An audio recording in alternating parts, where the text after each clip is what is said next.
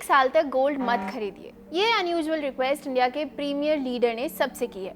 तो क्या इंडिया में गोल्ड की कमी हो गई है? नहीं, रियल रीजन है कैपिटल फ्लोज, फॉरेक्स रिजर्व्स और global tensions. Let me explain everything.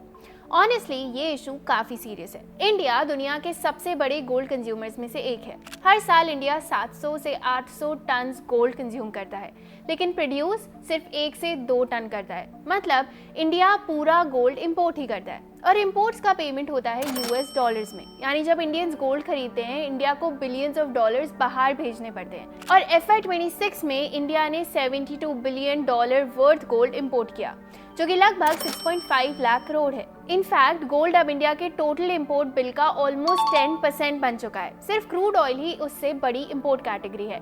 इसी वजह से ये काफी कंसर्निंग है। अब चलिए ये समझते हैं कि फॉरेक्स रिजर्व्स क्या होते हैं और ये इतने इंपॉर्टेंट क्यों हैं। बेसिकली ये इंडिया का डॉलर बैंक अकाउंट होता है। इन डॉलर्स का यूज होता है क्रूड ऑयल खरीदने में, इंपोर्ट बिल पे करने में, रुपी को स्टेबल रखने में और ग्लोबल क्राइसिस हैंडल करने में।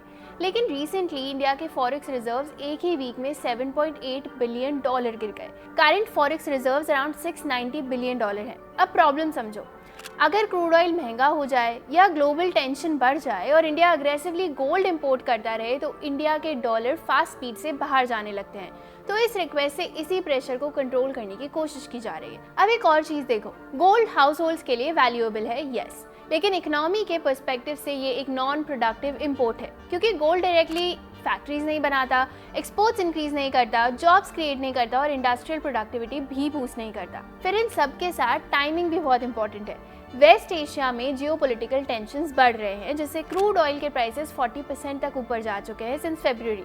इंडिया ऑलरेडी 87% से ज़्यादा क्रूड ऑयल इंपोर्ट करता है, फर्टिलाइजर्स, इलेक्ट्रॉनिक्स और गोल्ड भी इंपोर्ट करता है। मतलब इंडिया को ऑलरेडी बहुत सारे डॉलर चाहिए। ऐसे टाइम पे अननेसेसरी इंपोर्ट्स प्रेशर और बढ़ा देते हैं।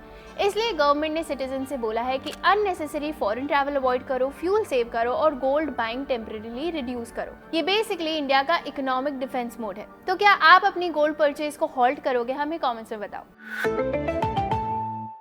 Investments in securities market are subject to market risks. Read all the related documents carefully before investing.